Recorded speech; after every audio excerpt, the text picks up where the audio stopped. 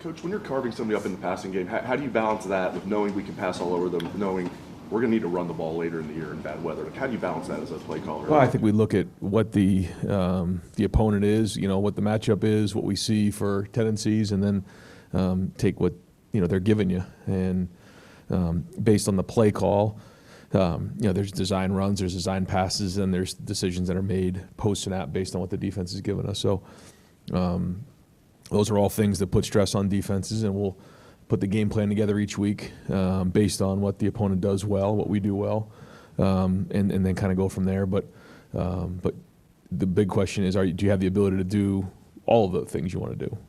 And obviously running and passing are the top two, so we've got to be able to do both of them. Go to the left here, Ryan, I have a very specific question about Tegra. Getting to know him a little bit, I don't know how many players you've coached who were ever born in the Congo, who came to this country without knowing English. A fascinating character study just in his career here. What I want to know is a little bit about his highs and lows here and that journey that he's been on to become a starter here. Didn't start great for him, he admits that. Why do you think he's been able to progress to the point that he's been able to succeed, learning the sport, developing who he is physically, and performing that way? Yeah, I've had the pleasure of coaching a few players from Congo and very proud family that Tegra comes from, and very proud of their heritage and their culture. And you can see that the minute we walked in the home to do the recruiting visit, and he has a great support system at home, and I think that plays into his success. He understands what he wants to do with the game of football. I remember being in his recruiting visit, and he'd have the games kind of running on loop at the house where he'd be watching the Ohio State games, and so he liked football. I don't think football was a game that his family grew up with, and he's really done a good job since he's been here of growing each week, getting better. He certainly has the size and has the ability, and each year his football IQ is getting better and better, understanding the game. And so, like you said, everybody has their own journey along the way, and I think that his journey has been a story of somebody who each week is taking what he gets on the field, learning and growing and getting back to work. And he's a guy who shows up every day ready to work. I think the guys appreciate that part of him, and I still think his best football is ahead of him. When you look at Julian, I know you don't come into the season with predetermined expectations, but would you ever imagine you'd be sitting here in the second off week and this is where he would be? And has that had to change the offensive game plan a little bit to let him do more halfway through the season? I try not to have too many expectations. You're just not too sure how things are going to shake. I've learned that you try to plan the best you can, but you really just want to focus on one game at a time because you just don't know what is really going to happen. And weeks down the road, you try to predict some things. But I think each week he's grown more and more. He's built confidence, and I think his teammates believe in him now. And you could see he probably had his best game to date, at Wisconsin. So now he's got to grow from that and continue to build. So we're just halfway through the season, so we got a lot of football left. But the number one thing we got to do is continue to take care of the football, lead the team, command the game.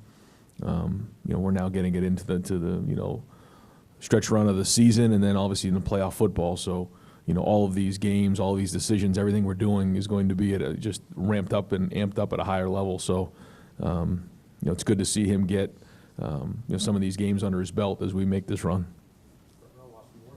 I know that PFF grades are not gospel or value really to you of any kind, but Tegra seems like he's been in a rough patch the last couple of weeks, and Josh has had those opportunities.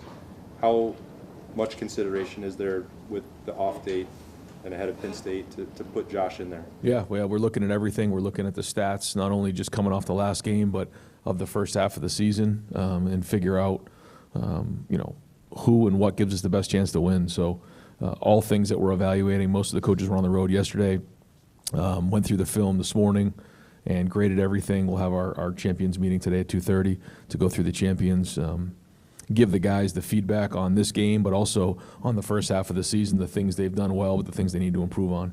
And everybody's going to get that type of feedback, including Tegra. And we need to improve in those areas, that everybody has to work on. But we will. We're going to evaluate everything and make sure we're doing what's right by the team. But kind of building off that, at running back, it seems like there's more guys getting into the mix there, and I know there's a balance of like how many guys you do want to play there.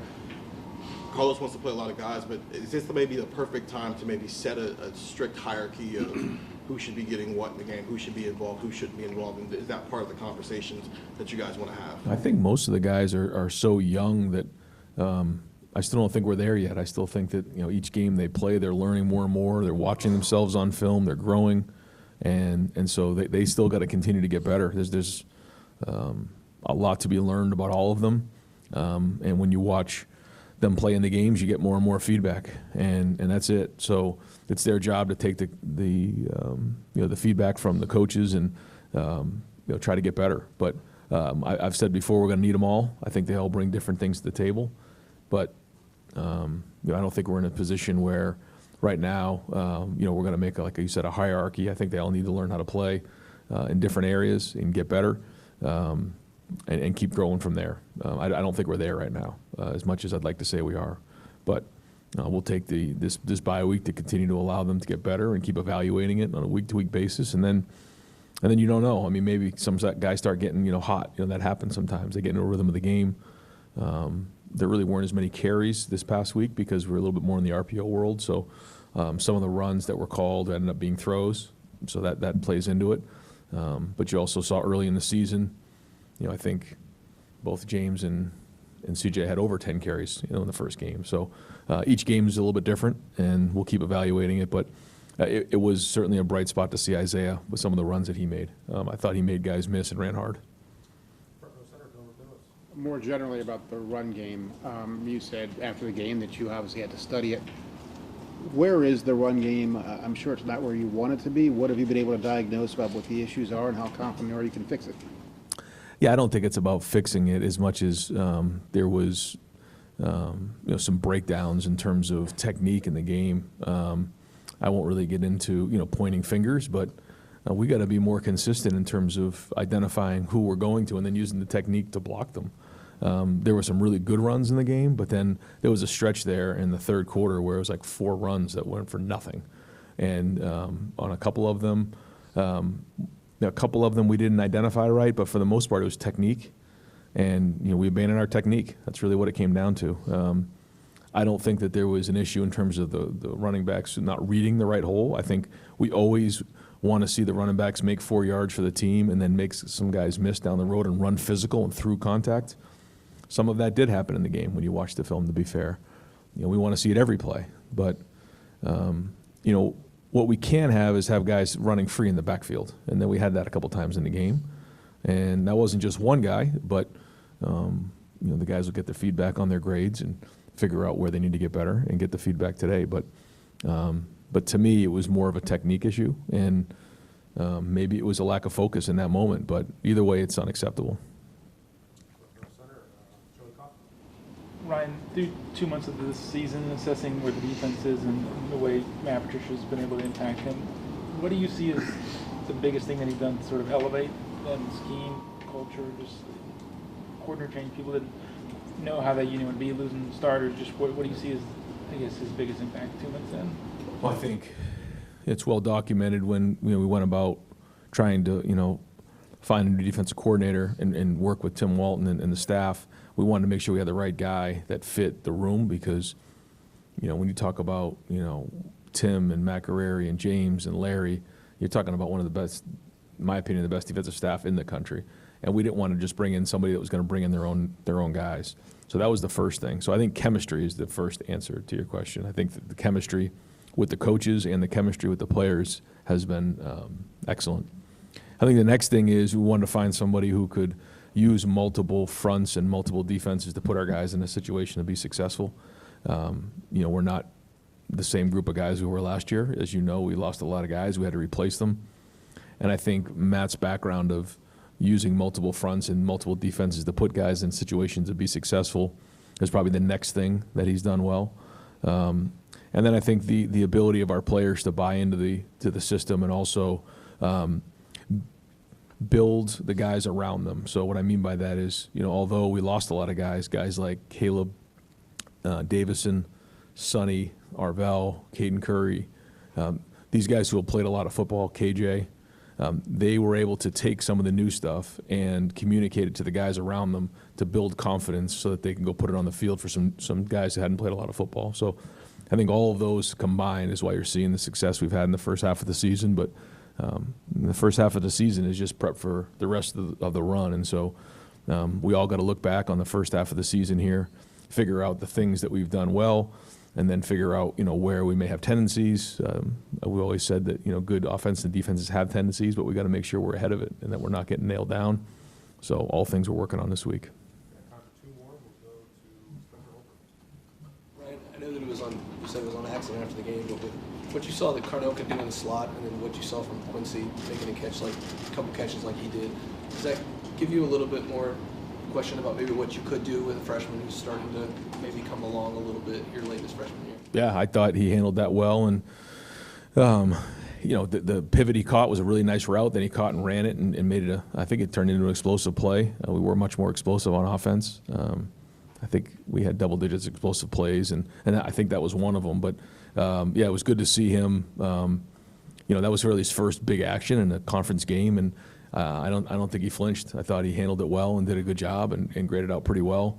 So that's exciting, and I think Carnell and Jeremiah need some of that as the season goes on. It's a long season, and they need that depth. It's important. The team needs it. So he and Milan, and hopefully we're going to get Bryson Rogers back this week. These guys can help because we need them. Last question for the table. Ryan, some former older players have talked about how bye week practices sometimes are harder than normal because they want to stay sharp, but that was a pre-playoff era. I mean, how do you manage guys over the next week to 2 weeks? Yeah, everyone's a little bit different. There's guys who have played a whole bunch of football who need maintenance, and there's some young guys that need a whole bunch of football and a whole bunch of reps. So, we'll use the formula that we've used in the past for the bye week, but try to, give everybody what they need. Some guys need to heal. Some guys need reps. Some guys need more fundamental work. Everybody's a little bit different, but I think it is good, for us on, Sunday and on Monday to get away. Don't think about football for a little while. Come back, regroup, put Saturday's game to bed, and then we have, some really good practices this week on what we need to get done. So we know during the bye week is a good opportunity to take a step back. We always try to stay focused on the week at hand. This is a good time to take a step back and realize that we need to get certain things fixed, address some things, and then take a picture at the run that we're about to make and what we need to get done during the run, because once Sunday hits, it's right on to Penn State. Coach, thank you. All right, guys, thanks.